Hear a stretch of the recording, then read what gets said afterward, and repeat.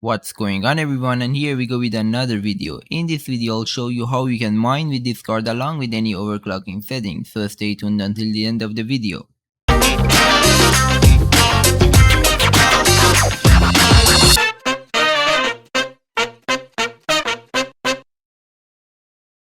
If you missed watching the unboxing for this video, or if you're interested in this card, definitely check out my video at the link above to see the full unboxing before you start watching this video. Also, don't forget to like and subscribe.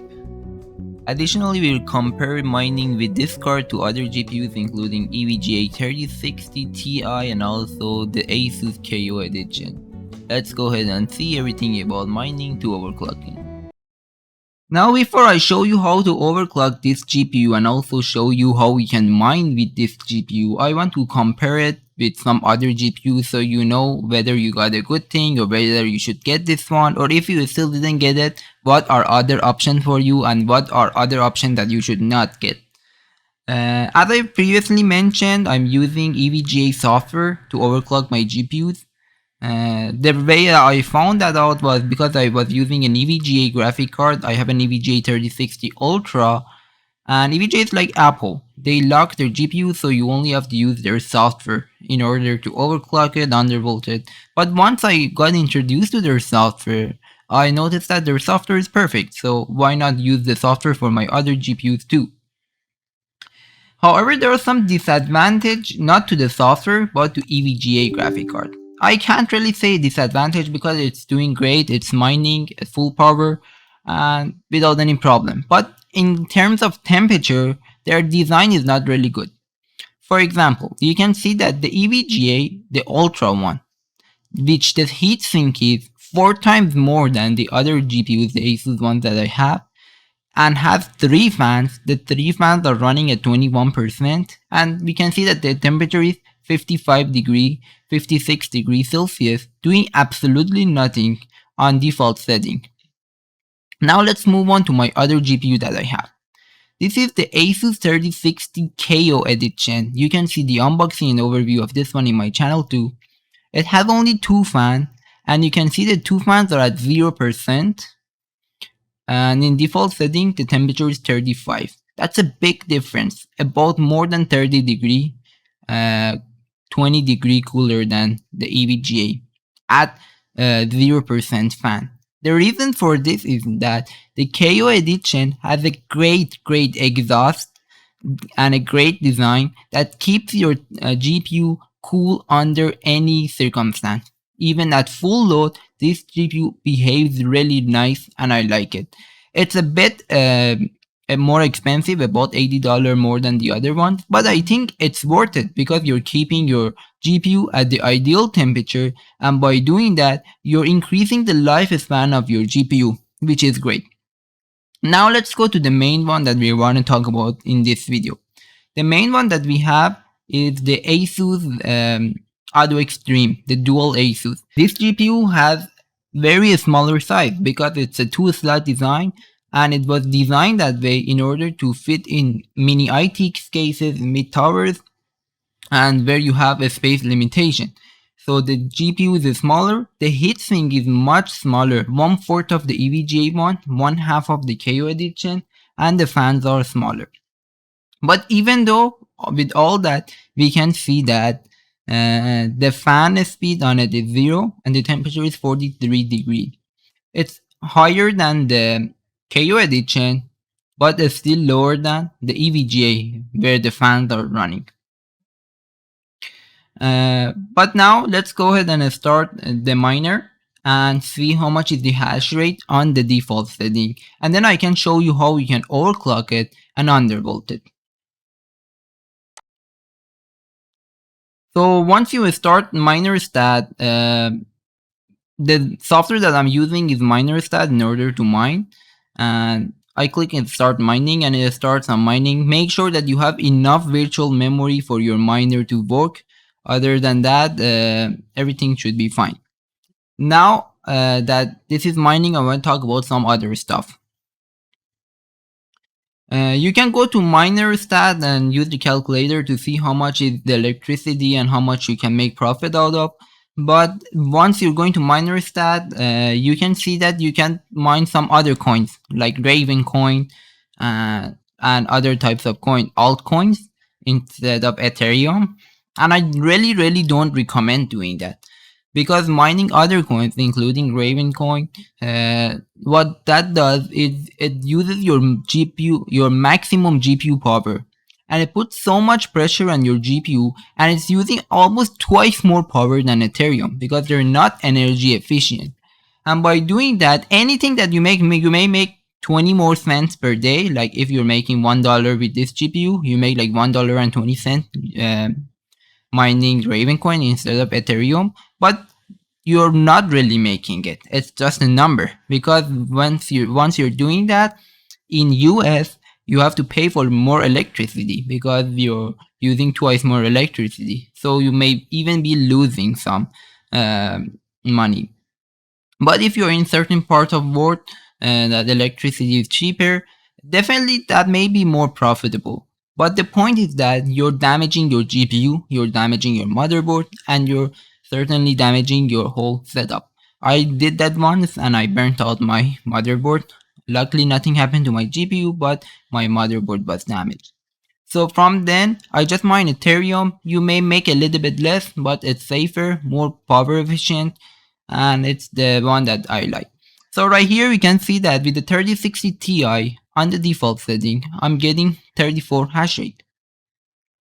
With the 3060 KO edition, I'm getting 30 hash rate, and with the 3060 Auto Extreme, the one I showed in the beginning of the video, we are getting 30 hash rate too. But looking at the power, we can see that the 3060 Ti is using 181 power, and the other two are getting about 147, 139.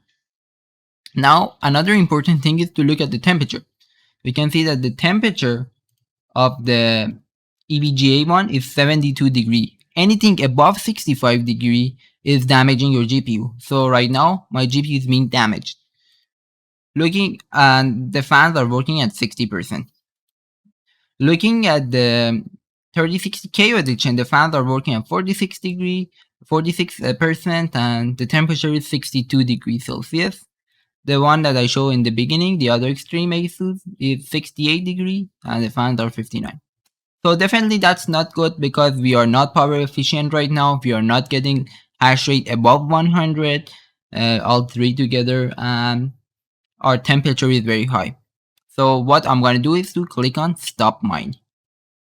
Now we want to overclock our GPU. To overclock our GPU, I tried it before and I'm an expert in overclocking, so I know what I'm doing. But for you, in order to get a stable system, you have to do it in increments of 5 until you get to the maximum where your system is stable. And if you're trying to use your system like you're mining on your gaming PC, then definitely you want to go a little bit lower so your system is stable. And I really recommend if you're trying to use your system and you're trying to use it as usable, like you want to do your other work, so you're going to go to YouTube. Definitely you need an integrated graphic. So Windows can be loaded using the integrated graphic and with your GPU, full power can mine. So let's go ahead and mine. For the EVGA 3060, I know that the temperature will get way higher than 72. If I mined anything more than 60 plus 60 for the clock memory, the temperature gonna go above 90 degrees Celsius and the system will crash and the PC gonna shut down. So I know that with EVGA, I have the limitation that I only can overclock it to 60 plus 60 for the memory. But in order to make it more power efficient and in order to reduce the temperature, I'm gonna give it 72% power. Now to make it cooler, I have to manually adjust the fans, and the ideal temperature that I want can run at 85% fan speed for all three fans. I click on apply. Now for the KO edition. Since the fan and the temperature were okay, I'm not gonna touch it. I'm gonna leave it on auto and it will do its own job. Now in terms of memory, I'm gonna overclock it 400 plus 450 in memory clock. And for the temperature, since I'm overclocking it to maximum, I'll give it 75% for the power. To the one that I show in the beginning of the video, the other extreme one, I'll give it a 450 to see if it will be stable and good. So I'll give it a 450. For the power, same thing. I'm going to give it a 75. Fan speed, since this one is the smaller one and the temperature will get higher, so I'd rather to manually adjust the fan in order to get the maximum performance. I'll give this one 75.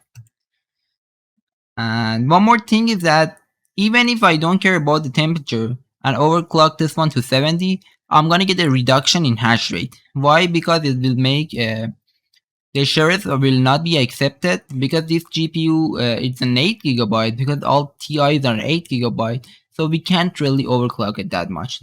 That may be one reason that we cannot overclock it too much. But then the temperature is too high is because of the poor design. Asus did a great job with their temperature.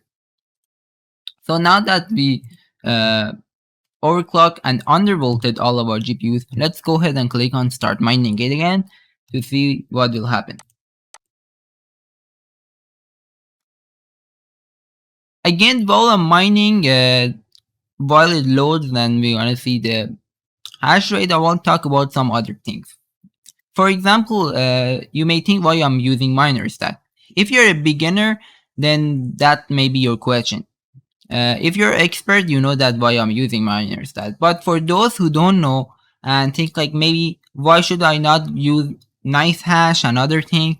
By using software that automatically does this for you, does the mining, for example, NiceHash, you're not really mining the coin for yourself. What you are doing is sharing your GPU power to them, and they give you a reward in Bitcoin, and they can mine anything with your GPU. For example, you may like to mine Ethereum, but they don't want to mine Ethereum. They want to mine Ravencoin. They want to mine any other altcoin, and they mine anything they like with your GPU. And again, it's the same thing. Once they mine something else with your GPU temperature will get hot. Your GPU will get damaged. Your GPU will end up using too much power. It will drain your power supply. I tried using NiceHash and I burnt out my power supply because everything was draining too much power and my power supply couldn't handle it, and your room gets too hot. If you don't want to have any of those problems, just mine Ethereum using MinerStat. Okay, now we can see that it's starting and catching. We can see that everything is much more better. For example, the hash rate is 99.28. Right now we can see 99.76. We can see the temperature of the EVGA is 59. The other two are 57. The power is reduced heavily, 126. And we can even tweak it a little bit more in order to get a hash rate over 100. So let's see. The fans are running at 86%. The temperature is 60. That's good. The fans are running at 39%, 40%, and we can see that the temperature is 60. And we can see right here fans at 74, 59 temperature. So right now, even though that EVGA, we have to use much more higher fan speed, it's doing its job and it's giving us the hash rate that we want. And this is good. However, I'd rather to go with my other GPUs with the KO edition in order to have lower fan speed, because once I have lower fan speed, I don't have to deal with listening to the high fan speeds all the time and damaging my ear. Let's tweak it a little bit more and see if we can get hash rate over 100. So I'll give this EVGA a 61. Let's see, to just see what happened. For this 455 I go, and this one I go 455.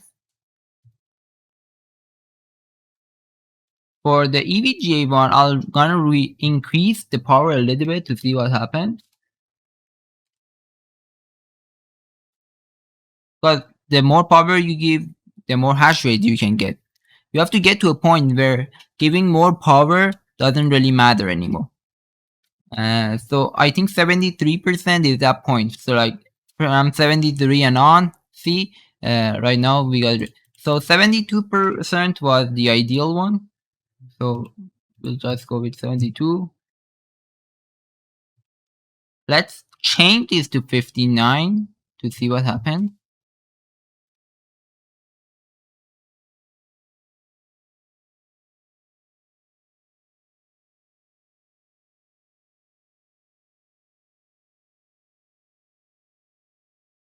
$99.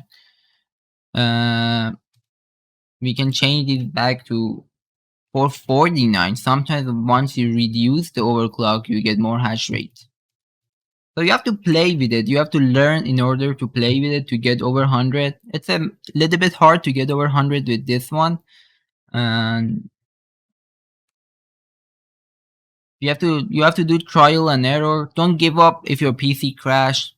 In the beginning, once I was trying to do this, my PC crashed 200 times. And I didn't give up. I keep on doing it and learning it. You have to learn the process.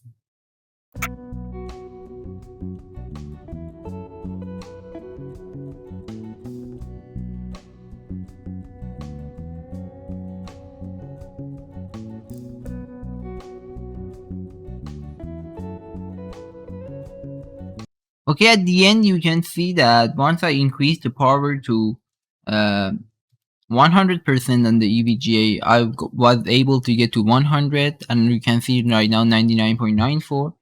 But increasing the power to maximum in order to get one more hash rate, to me, it's not a good idea because you're using way more power. You're using 186 watt.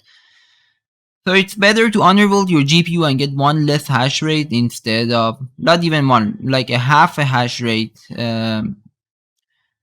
In you get a reduction like in one half hash rate, and you have way more power efficient and your temperature are more ideal. But you can see even for a couple of seconds that I increased it to 100, the EVGA jumped up to 65. 65 is okay, but above 65 I don't really recommend it. If you have any question about this video, definitely feel free to comment below. Other than this, have a great day.